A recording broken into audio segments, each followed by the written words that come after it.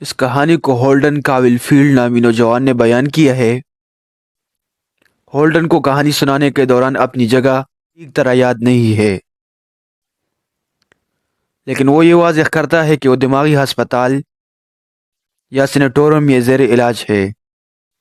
وہ واقعات جو وہ بیان کرتا ہے وہ اسکول کے موسم خزاں کے اختتام اور کرسمس کے درمیان چند دنوں میں رہنما ہوتے ہیں، جب ہولڈن کا عمر 16 سال ہوتا ہے۔ ہولڈن کی کہانی اس کے چوتھے اسکول سے شروع ہوتی ہے۔ وہ پہلے ہی 3 دیگر اسکولوں میں سے ناکام ہو چکا ہے۔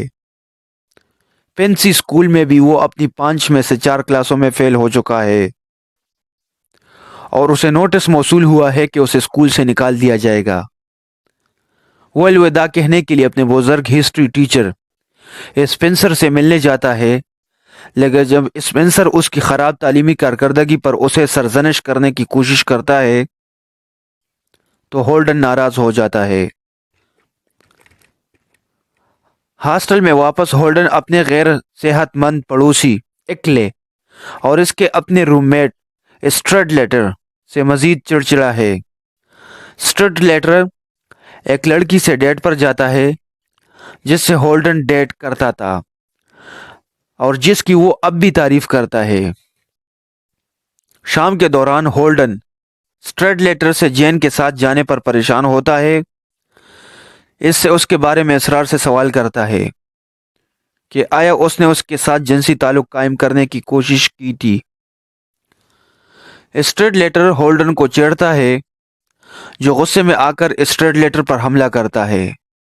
اسٹریڈلیٹر ہولڈن کو نیچے دباتا ہے اور اس کی ناک کو خون زدہ کرتا ہے۔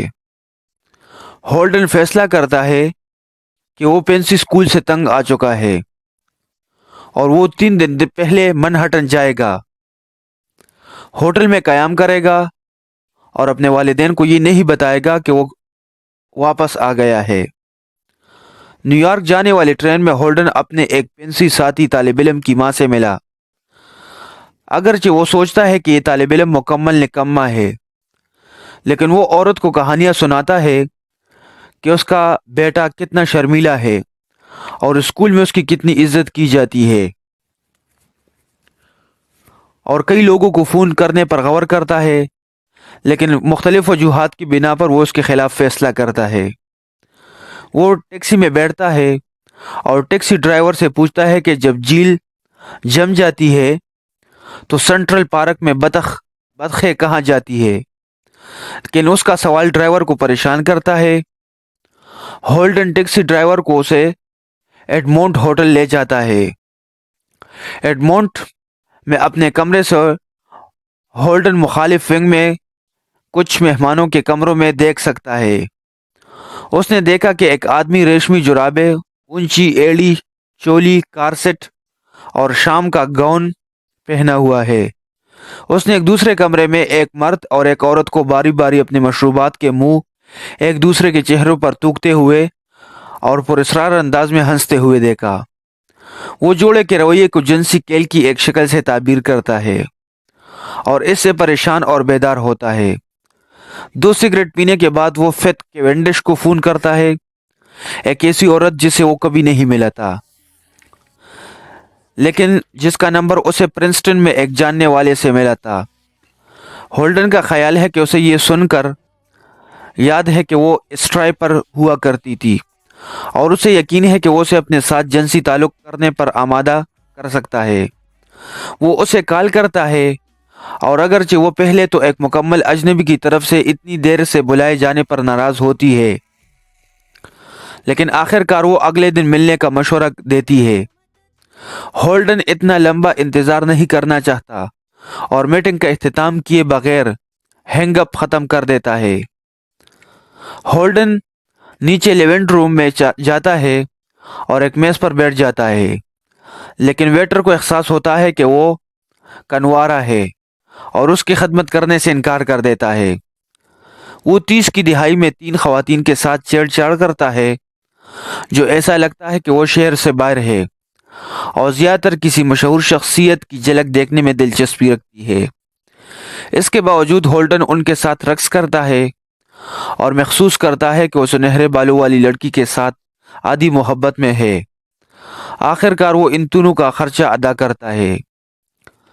جیسے ہی ہولڈن باہر لابی میں جاتا ہے، وہ جین گالا گھر کے بارے میں سوچنا شروع کر دیتی ہے اور فلیش بیک میں بتاتا ہے کہ وہ اسے کیسے جانتا تھا۔ وہ مائن میں گرمیوں کی چھٹی گزارتے ہوئے ملے، گولف اور چکرس کھیلے اور فلموں میں ہاتھ پکڑے۔ ایک دو پیر چکرس کے کھیل کے دوران اس کا سوتیلا باپ پورچ میں آیا جب وہ کھیل رہے تھے، اور جب وہ چلا گیا تو جین رونے لگی۔ ہولڈن اس کے پاس بیٹھ گیا تھا اور اسے اپنے پورے چہرے پر چوما تھا، لیکن وہ اسے منہ پر چومنے نہیں دیتی تھی۔ یہ وہ سب سے قریب تھا۔ ہولڈن ایڈمونڈ سے نکلتا ہے اور گرین وچ ولیج میں ایرنی کے جاز کلب میں ٹیکسی لیتا ہے۔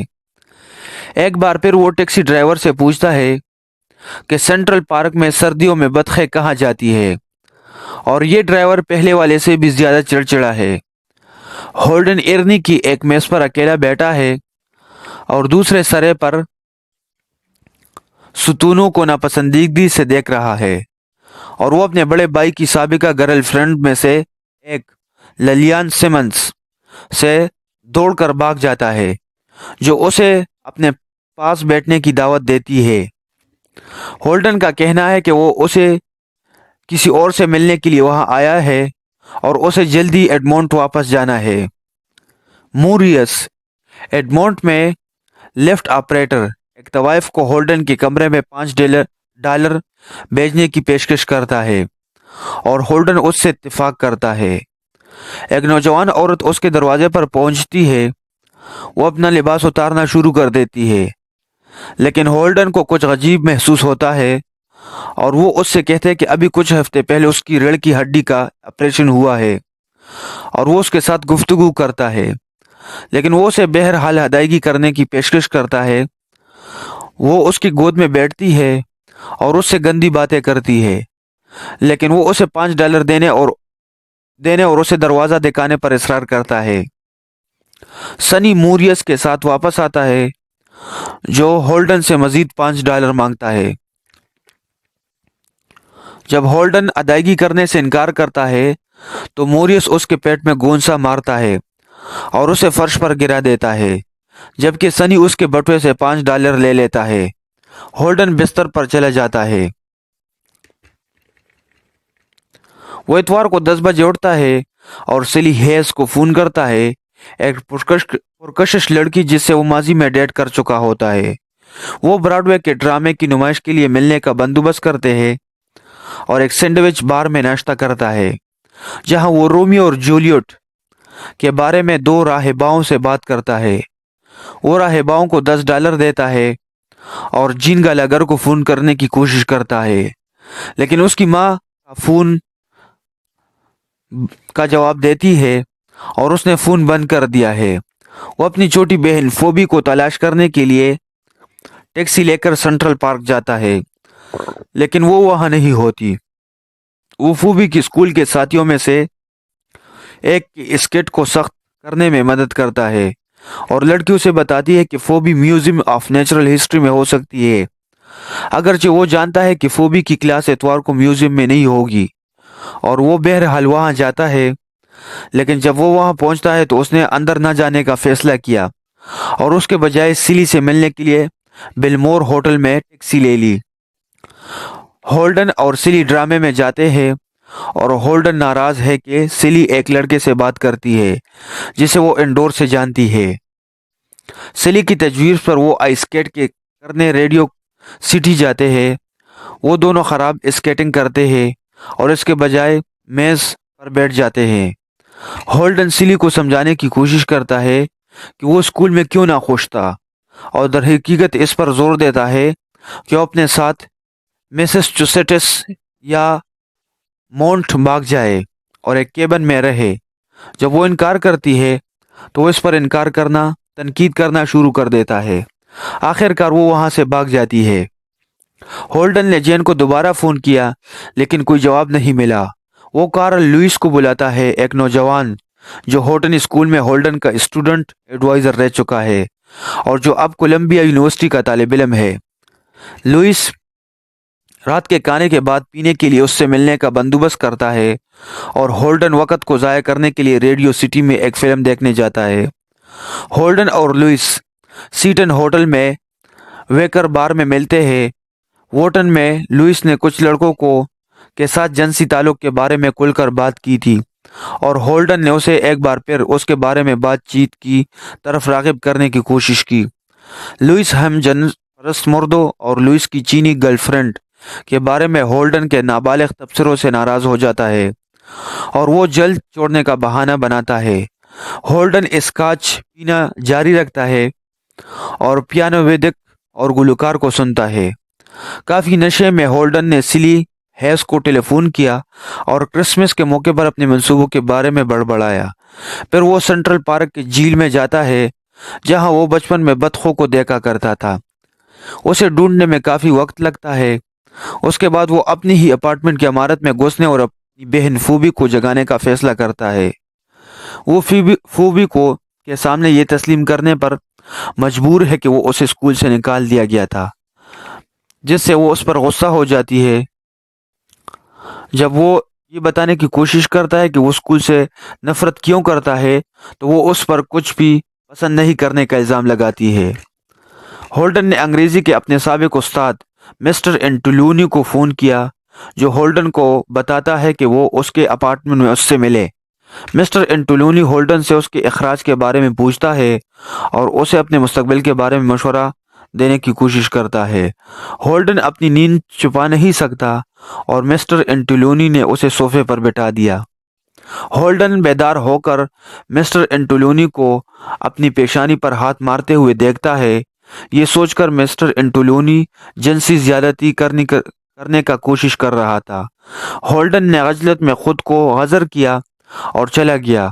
گرینڈ سینٹرل اسٹیشن پر ایک بینچ پر چند گھنٹوں کے لیے سوتا رہا۔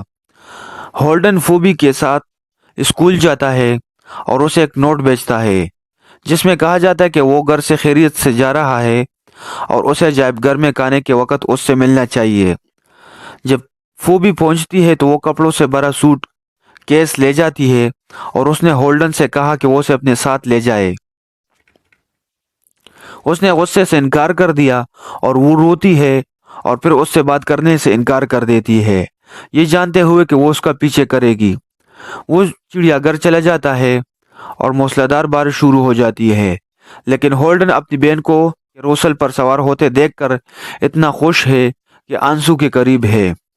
ہولڈن اپنی داستان یہاں ختم کرتا ہے۔ قاری کو بتاتا ہے کہ وہ اس کہانی کو نہیں بتانے والا ہے کہ وہ گھر کیسا گیا۔